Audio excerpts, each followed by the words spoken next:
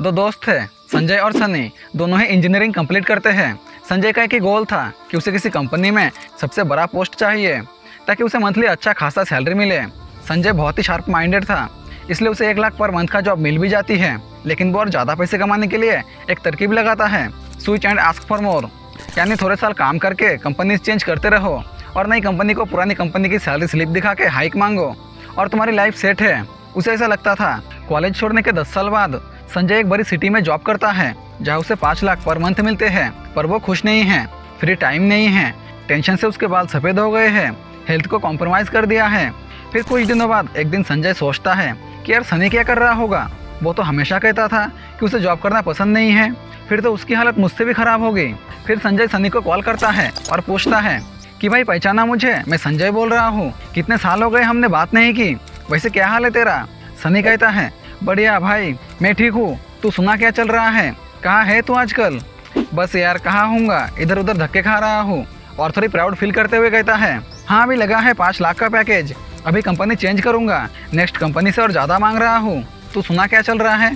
सनी बस यार तुझे बताया तो था कॉलेज में, मुझे फाइनेंशियल फ्रीडम और टाइम फ्रीडम दोनों चाहिए, इसलिए अपना बिजनेस स्टार्ट करूँगा, बस वही कर रहा हूँ, खुद का छोटा सा बिजनेस है। संजय गुड यार, वैसे कितना कमा लेता है। सनी बस यार थोड़ा बहुत कमा लेता हूँ। संजय बता साले कितना कमाता है। सनी बस मंथली 70 से 80 लाख का बिजनेस कर लेते हैं। संजय शॉक्ड, वाह यार तूने तो बड़ा एक्सपेंड कर लिया है अपना बिजनेस। सनी हाँ यार तुझे बोला ही तो था कि मुझे ऑनर बनना है, एम्प्लॉय नहीं। दोस्तों बहुत ही कॉमन स्टोरी है, एक ही कॉलेज के 2 स्टूडेंट में से एक रिच देखने को मिल जाएंगे तो दूसरा पुअर, क्योंकि डिफरेंस लोगों की कैपेबिलिटी में नहीं बल्कि उनके एटीट्यूड में होता है, फाइनेंशियल आईक्यू का होता है। क्योंकि getting rich is a different game but staying rich is a completely different game. इसलिए rich dad increase your financial IQ book में रॉबर्ट हमें 5 लेवल्स बताते हैं, earning your money, protect your money, controlling your money, growing your money और सबसे important improving your financial information. दोस्तों ये video आपकी फाइनेंशियल नॉलेज इंप्रूव करेगी, जिससे आपको अपने फाइनेंशियल जर्नी में हेल्प होगी, इस बात की मेरी गारंटी है, क्योंकि इस चैनल का मोटिव ही यही है कि आपको फाइनेंशियली अवेयर कराना। So number 1 earning your money. दोस्तों रॉबर्ट कहते हैं कि अगर आपको अमीर बनना है, फाइनेंशियली फ्री बनना है, तो आपको सीखने के लिए तैयार रहना होगा और अपने कंफर्ट जोन से बाहर आना होगा। 1969 में रॉबर्ट ने यूएस मर्चेंट एकेडमी से 4 साल का कोर्स कंप्लीट करे और स्टैंडर्ड ऑयल ऑफ कैलिफोर्निया के साथ अपना फर्स्ट जॉब स्टार्ट करे, जहां उन्हें 1 साल में 5 लाख रुपए मिलते थे। लेकिन कुछ साल बाद उन्होंने वो जॉब छोड़ दी और मरीन कॉर्प्स ज्वाइन कर ली, जहां उन्हें 25,000 मिलते थे। फिर बाद में उन्होंने वो जॉब भी छोड़ दी और सिविलियन बन गए। लेकिन तब उनके सामने सबसे बड़ा चैलेंज आया पैसे का। लेकिन रॉबर्ट दोबारा स्टैंडर्ड ऑयल कंपनी ज्वाइन करने के बजाय जेरॉक्स कंपनी ज्वाइन कर ली, जहां उन्हें $720 मिलते थे। इतने कम सैलरी होने के बावजूद रॉबर्ट ने जेरॉक्स कंपनी में 2 सालों तक जॉब कंटिन्यू करी, क्योंकि उन्हें पता था कि अगर मुझे अमीर बनना है, अपने ड्रीम को पूरा करना है, तो मुझे बिजनेस करना पड़ेगा, जॉब नहीं। और एक बिजनेसमैन को सेल्स की स्किल में अच्छा होना बहुत ज़्यादा इंपॉर्टेंट है। इसलिए उन्होंने 2 सालों तक अपना टाइम जेरॉक्स कंपनी में इन्वेस्ट किया और 2 सालों के अंदर वो उस जेरॉक्स कंपनी के नंबर 1 सेल्समैन बन गए। तब उन्होंने वो जॉब छोड़ दी और अपना बिजनेस बनाने में लग गए। और सबसे पहले उन्होंने वॉलेट बनाने का बिजनेस शुरू किया और उन्होंने अपने सेल्स स्किल की मदद से काफ़ी वॉलेट बेची और अपने लाइफ में पहली बार मिलीनियर बने। दोस्तों अगर हम वॉरेन बफेट की बात करें तो उन्होंने अपना ग्रेजुएशन खत्म करने के बाद बेंजामिन ग्राहम के कंपनी में जॉब के लिए अप्लाई किया और पहले ही कह दिया कि मैं तो फ्री में काम करने के लिए रेडी हूँ। इसलिए रॉबर्ट भी कहते हैं if you want to be rich, be financially free, then you have to be ready to learn. Second lesson है प्रोटेक्टिंग योर मनी।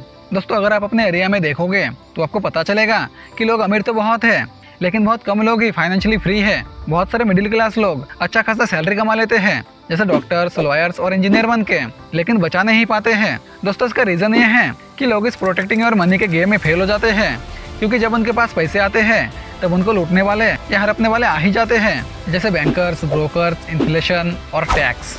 दोस्तों आज जो लोग बहुत ज़्यादा अमीर है वो इसलिए नहीं है कि उनके पास बहुत पैसे हैं, वो इसलिए है क्योंकि उन्होंने अर्निंग, इन्वेस्टमेंट और टैक्स को अच्छी तरह से समझ लिया है। इसलिए रॉबर्ट हमें 3 टाइप की इनकम के बारे में बताते हैं। नंबर 1 अर्न इनकम या फिर सैलरी इनकम। नंबर 2 पोर्टफोलियो या बिजनेस इनकम। एग्जाम्पल के लिए मान लो कि आपने कोई 1 लाख की चीज़ खरीदी और उसे 1.5 लाख में बेच दी, मतलब आपको 50,000 का प्रॉफिट हुआ, तो ये वो वाला इनकम होता है। नंबर 3 पैसिव इनकम, मतलब जो शेयर्स और इन्वेस्टमेंट होते हैं हम उसे पैसिव इनकम कहते हैं।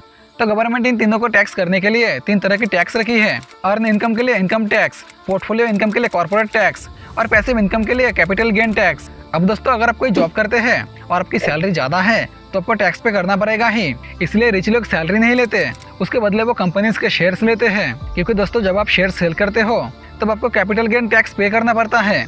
और आपको तो पता ही है कि रिच लोग अपने शेयर्स को होल्ड करके रखते हैं और उन्हें ग्रो होने देते हैं। अब आता है financial IQ number 3, controlling your money.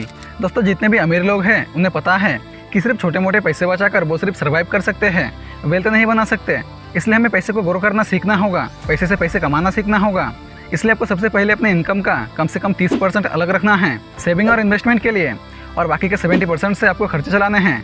अब मान लो कि आपकी इनकम है $1000, तो आपको सबसे पहले उसमें से $300 अलग रखने हैं और बाकी के $700 से आपको अपने खर्चे मैनेज करने हैं। अगर आप पहले खर्चे करते हैं जैसे खाना पीना, लाइट पानी का bill, car EMI, loan EMI, तो आप कभी भी अमीर नहीं बन पाएंगे। इसलिए आपको कम पैसे में ज़्यादा खर्चे मैनेज करना सीखना होगा। इसके लिए मैंने डिटेल वीडियो बना रखा है, आप चाहे तो देख सकते हैं, लिंक इन डिस्क्रिप्शन। नंबर 4 आता है ग्रोइंग योर मनी। तो दोस्तों जब आप 30% सेव करेंगे तब आपके पास कुछ ही टाइम में अच्छे खासे पैसे सेव हो जाएंगे। देन आपको तो पता ही है कि सिर्फ पैसे सेव करके कोई अमीर नहीं बन सकता, तो इसके लिए आपको अपने पैसे से काम करवाना होगा। यहाँ पर ऑथर हमारे साथ एक स्टोरी शेयर करते हैं। तो उनको एक कार खरीदनी थी जिसकी कीमत थी $2 लाख। उस टाइम पे उनके पास पैसे भी थे, लेकिन प्रॉब्लम ये थी कि अगर वो $2 लाख की कार खरीदते हैं तो जैसे ही शोरूम से वो कार उतरेगी तो उसके निकलते ही उसकी कीमत $1,25,000 ही रह जाएगी। इसलिए ऑथर ने वो कार कैश में खरीदने के बजाय अपने ब्रोकर से बोला कि ये लो $2 लाख और तुम्हारा काम है इसे $4.5 लाख में कन्वर्ट करना। ठीक 8 महीने बाद उनका वो ब्रोकर उनके पास वापस आता है और वो उस $2 लाख को $4.5 लाख में कन्वर्ट कर चुका था।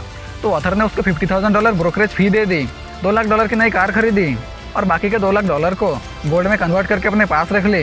तो दोस्तों इसे कहते हैं पैसे से पैसे कमाना। अब ऐसा नहीं है कि यार ब्रोकर आपके पैसे इंक्रीज कर सकता है, क्योंकि 95% ब्रोकर को खुद ही नहीं पता कि वो कर क्या रहे हैं, और एक अच्छा ब्रोकर ढूंढना काफ़ी डिफिकल्ट टास्क है। अब दोस्तों पॉइंट ये है कि रॉबर्ट एक तरफ से मुफ्त की कार इसलिए ले पाए क्योंकि उनके पास एक सबसे बड़ा एसिड था, और वो था फाइनेंशियल एजुकेशन। क्योंकि अगर आप एक मिडिल क्लास इंसान से पूछोगे कि वो अपने पैसे को ग्रो करने के लिए क्या कर रहा है, तो उनका जवाब होगा FD, gold, retirement plan, bank वगैरह वगैरह। लेकिन अमीर लोग कभी भी इन सब के चक्कर में पड़ते ही नहीं, क्योंकि ये सब बने हैं मिडिल क्लास लोगों के लिए और उन्हें हमेशा मिडिल क्लास रखने के लिए। फिर लास्ट में आता है इम्प्रूविंग योर फाइनेंशियल इन्फॉर्मेशन। इस पार्ट में एसेट्स और लाइबिलिटीज आता है। तो दोस्तों एक कपल है जिन्होंने हाल ही में शादी की है और ये दोनों बहुत ही छोटे घर में रहते हैं। इसलिए ये दोनों मिलकर डिसाइड करते हैं कि अब से वो पैसे सेव करेंगे घर खरीदने के लिए।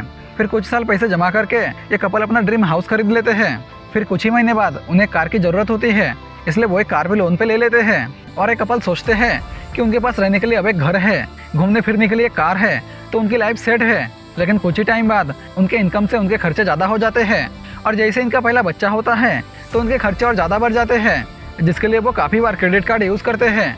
फिर एक दिन दोनों एक फाइनेंशियली स्मार्ट इंसान से मिलते हैं। तो जब वो उनकी बैलेंस शीट देखते हैं तो उसमें इनके एसेट्स के साइड में सिर्फ उनका घर होता है, और दूसरी साइड में यानी लाइबिलिटीज़ के साइड में बहुत सारी चीज़ें होते हैं जिनके लिए वो EMI पे कर रहे हैं। और वो कपल अपने फाइनेंशियल प्रॉब्लम को सॉल्व करने के लिए एक ऐसा तरीका ढूंढ रहे होते हैं जिनसे उन्हें ढेर सारे पैसे मिल जाए। लेकिन दोस्तों सच ये है कि ज़्यादा पैसे इनके लिए ये प्रॉब्लम कभी सॉल्व नहीं कर सकती, क्योंकि इन्हें एक्चुअल एसेट्स और लाइबिलिटीज़ के कॉन्सेप्ट पता ही नहीं है। एसेट्स वो चीज़ होती है जो हमारी जेब में पैसे डाले, जैसे प्रॉपर्टी से रेंटल इनकम, या कोई बिजनेस, या स्टॉक से मिले डिविडेंड, या स्टॉक को सेल करके वन टाइम प्रॉफिट। और लाइबिलिटीज़ वो चीज़ होती है जिनके लिए हमारी जेब से पैसे जाते रहते हैं, जैसे कार का मेंटेनेंस, पेट्रोल और EMI पेमेंट, या बड़ा घर लोन जिसके लिए EMI पे करनी होती है। तो यहाँ पे आपके जेब से पैसे जा रहे हैं। इसलिए हम मिडिल क्लास इंसान जिन्हें इनकम सैलरी से मिलती है, लेकिन सभी के पास भर भर के लाइबिलिटीज़ होती है, जैसे लोन पे घर, लोन पे कार, क्रेडिट कार्ड का बिल, एक्सेट्रा एक्सेट्रा।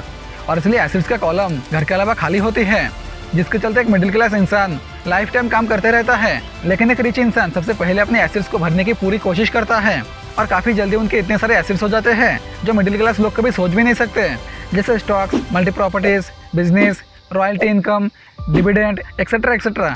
और उनकी यही एसेट्स से ही उनकी इनकम जनरेट होती रहती है, जिससे उनकी बेसिक नीड्स पूरी हो जाती है। फिर वो कुछ लाइबिलिटीज़ लेते हैं, और ये लाइबिलिटीज़ वो उन्हीं एसेट्स की इनकम से बाय करते हैं, और फिर बची हुई इनकम से वो और ज़्यादा एसेट्स बाय करते रहते हैं, जिससे एक अमीर आदमी और अमीर होता रहता है। इसलिए रिच डैड कहते हैं कि आप कितना पैसे कमाते हो ये खेल उस चीज़ का नहीं है, बल्कि इस चीज़ का है कि आप उसे कैसे रखते हो, और वो पैसा आपके लिए कितना मेहनत करता है, और फिर वो कितने जनरेशन तक आपके लिए मेहनत करते रहता है। तो दोस्तों आज के लिए इतना ही। उम्मीद है आपको इस वीडियो से कुछ ना कुछ सीखने के लिए ज़रूर मिला होगा। आपका वैल्यूएबल टाइम देने के लिए धन्यवाद।